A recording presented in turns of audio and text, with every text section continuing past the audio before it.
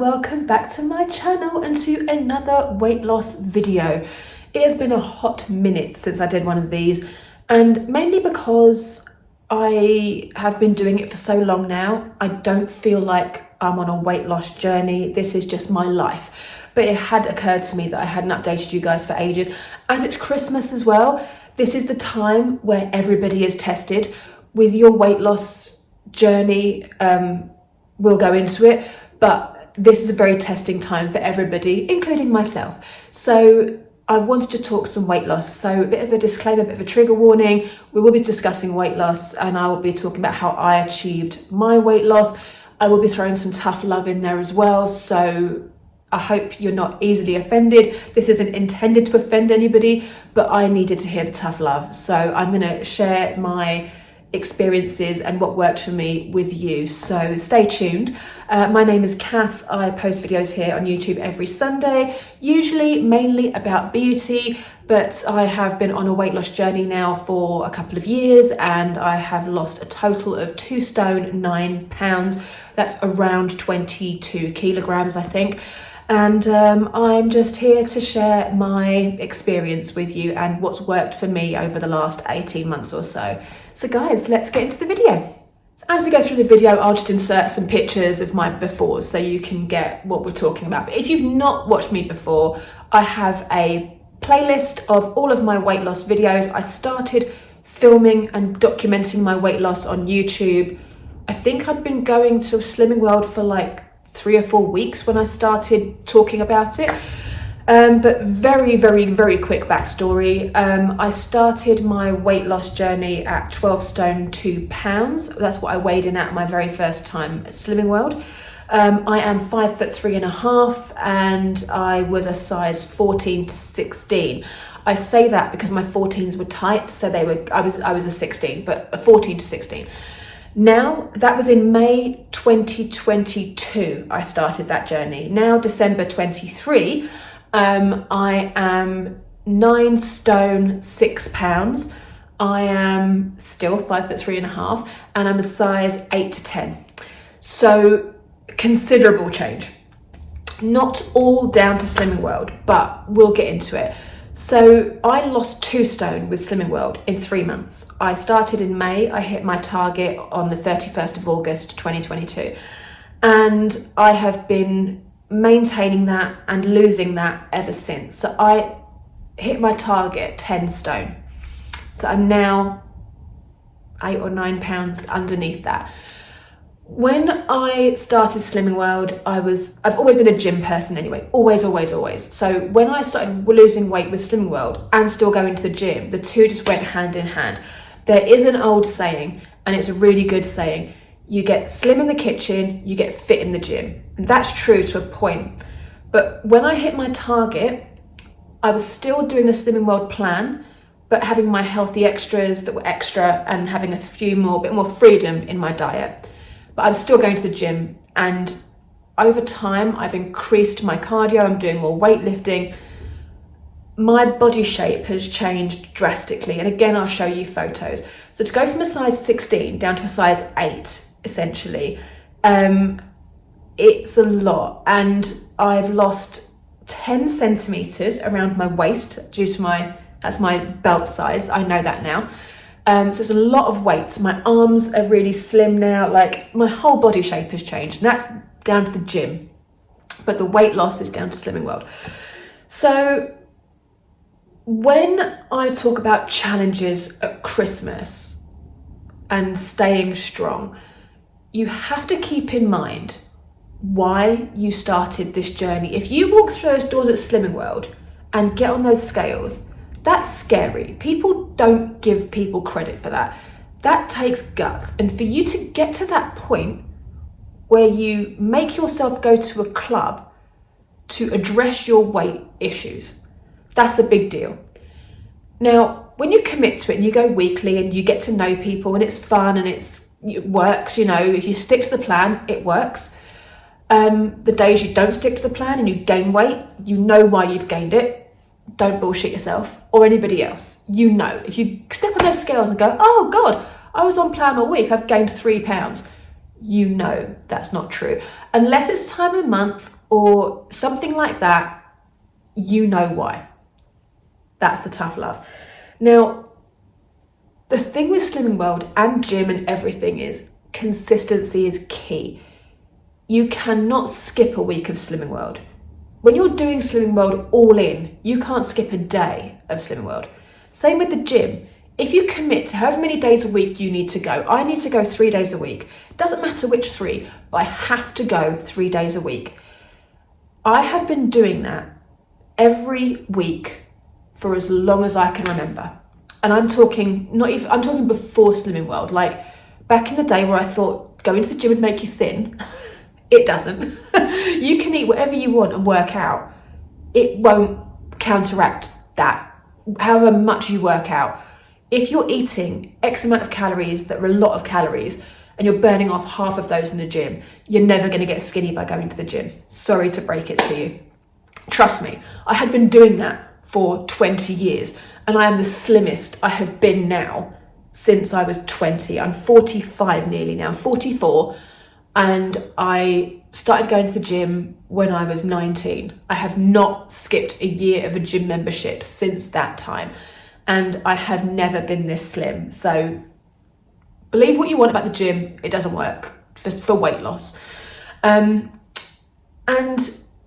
that is a nutshell where you need to stick to, the consistency. So let's bring it back to Christmas and the challenges that we all face during this wonderful time of the year. So let's talk Christmas challenges. I'll explain what mine are, because everyone has them. And although I've been committed to this plan for as long as I have, it's working for me, I love it. This time of year, there are major curveballs. So we're now more than halfway through December. Mince pies, they're everywhere. Where I work, we are feeders. They have been bringing in chocolates and crisps and whatnot. And I'm lactose intolerant, so I can't eat normal chocolate, thank God, butter, cream, any of that stuff. So because they know this, they get vegan stuff or dairy-free stuff. And there's always something nice in our kitchen at work. So when you're working away and you go for a cup of tea or coffee and there's some lovely vegan mince pies there and vegan squirty cream, and you're like, These are the challenges, because although I love being slim, I love being fit and healthy and all of that stuff, I also love food. I don't always crave healthy food. I've said before on here, my massive problem was always McDonald's. I love McDonald's. I know it's trash. I know it's disgusting. I love it. And I swore that I could never have one without just falling down the rabbit hole of, I've had one, I need to just eat them all and just get big again. I know in my heart of hearts now that's never ever going to happen, because I would never allow myself to get to that stage again. Gaining weight isn't immediate. It's not one meal. One meal isn't going to make you overweight. Lots of meals will. Lots of bad choices will over time. You know, it takes you months to lose weight. It also takes you a while to gain weight. It wouldn't take me months to gain weight, but it would take a while. And thankfully now I'm at a really good point in my journey. But there are challenges. So dinner's out. At Christmas, there's always your work's Christmas party. There's always meals with friends. And it's always something, you know, that you need to figure out. And for me, what I do is I plan ahead with everything. So if I'm going out with my friends and they say, let's go to the local harvester for our Christmas meal, I'll go, great. I can have unlimited salad, which is free. I want a burger and chips, but I'm not going to have that. I'm going to have a steak with salad and rice or mash or a jacket potato. Those are the healthier choices, because it's mainly free. When someone's cooking for you, you have no idea what's going in the food. And when you go out to eat, generally it's very rich. They use lots of oil and they use lots of butter and all those really good things to make it taste amazing. That's the problem. So when you go out, try and strip it back as much as you can and pick the healthiest thing. So for example, on Tuesday, I'm going to go to my friend and we're going to a restaurant called Basaba, and that is like a Thai fusion restaurant. What I would love is like a Thai curry with coconut rice, but the coconut rice would be quite heavy because it's got coconut milk in it. The curry will have various other things in it, again more coconut milk, and like it'd be quite fattening. So what I always have is they have a lovely salmon fillet with pak choy, so I have that, and then I might be able to get my calamari side as a treat, which is going to be clearly over sins, but it's going to be balanced out by the healthier meal. I don't drink when I go out on during the week. I only drink at the weekends. That's another big thing, is alcohol. Alcohol is hugely calorific, and if you're eating well and you have a couple of glasses of wine, that's going to offset it. If you have a naughty meal with wine, you're going to double your calories. Do you get what I mean? Like during the week at home, or weekend, sorry, when we have our wine and beer and whatever, I have wine, my other half has beer. We will have sin-free dinners. We'll have dinners from the Take 5 books. We will be completely on plan. We have no desserts, we have no nothing. We just have our standard 3 meals a day, all on plan, happy days. So my half bottle of wine isn't going to do anything bad. His few beers are going to do nothing, because all week and all weekend we've been on plan. So that's the thing as well. Consistency with the workouts and the plan.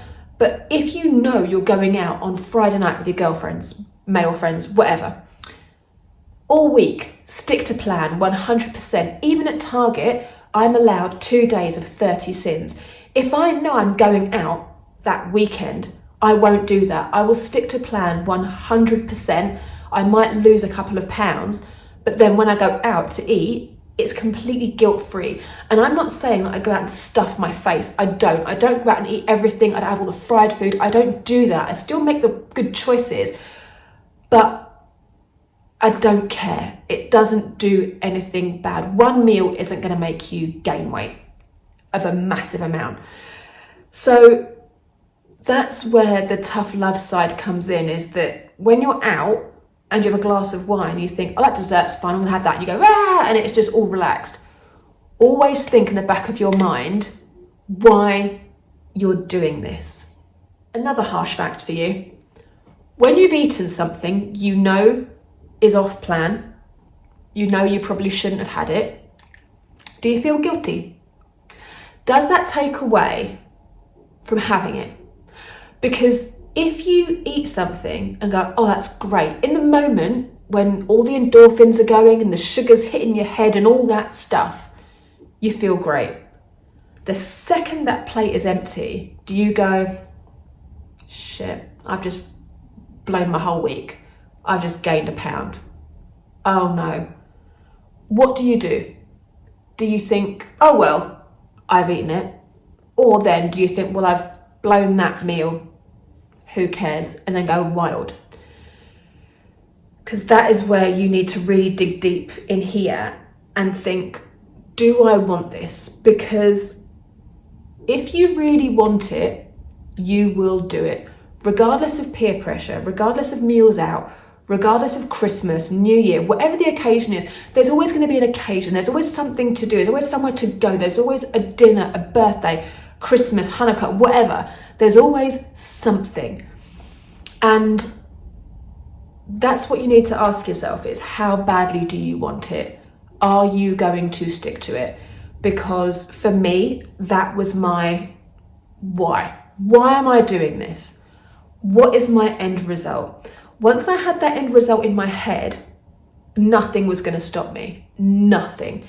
And I got there really quickly, and I've continued on that ride. It's not hard. It just takes a bit of willpower. If I can do it, anybody can do it. I don't have the strongest willpower. I'm one of those people that's like, I shouldn't do that. Well, YOLO, life's short, who cares? You only live once. I'm one of those people. But this is the only thing where I've gone, no, actually, I want this. When people have said to me, oh, come on, it's only one drink. Like, what's it going to do? Oh my God, come on. Like, it's a starter, like it's a tiny little dish. What's it going to do? It's going to set me back a week on Slim World. It's going to make me feel like shit when I get on the scales. If I get on the scales and I've put 2 pounds on, I'm going to be furious at myself for a whole week for one dish, for one meal, for one dessert. What's the point? Nothing tastes that good. And it does no good for your mental health, kicking yourself down like that. Because when you do Slimming World and you are judging yourself on the scales every week, nobody else cares. No one else is judging you. It's just you. You're the only person that can make yourself proud. Once you've hit target and you've gotten to where you want to get to, you can do what you want, but within reason. I really hope this video has helped you. Sorry for the tough love, sorry for the rants, but I'm getting sweaty. I get really passionate about it because I feel so good at where I am. I'm so proud of myself. And when I put something on, if I'm going out for an evening and I put an outfit on and it looks good, everything looks good because I'm slimmer. When I was bigger, I would choose things that would cover me up, hide my boobs, hide my belly, make my bum look smaller, blah, blah, blah. Now, it's just like, do I like that? Yes or no? There's no question whether it's going to look good. Everything looks good. And when they say being slim doesn't make you happy, they're lying. If you're a happy person anyway, but you're overweight, being slimmer will definitely make you happy. Guys, thank you so much for listening. I really hope this helps, and have a great Christmas. My Christmas this year is going to be Christmas Eve, Christmas Day, Boxing Day. Those 3 days I'm going to eat the Christmas food, have the Christmas drinks. Again, not go wild, just have what I want, but without any guilt.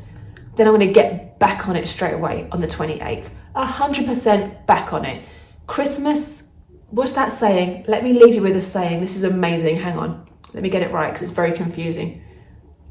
It's not what you eat between Christmas and New Year that matters. It's what you eat between New Year and Christmas. Say that again. It's not what you eat between Christmas and New Year. It's what you eat between New Year and Christmas. So the whole year, if you're good, those few days, it's nothing. Nothing. Guys, I'll leave you with that pearl of wisdom. Write that down, stick it on your fridge with your skinny photo inspo. Thank you so much for watching. I will see you next week for another video. Take care.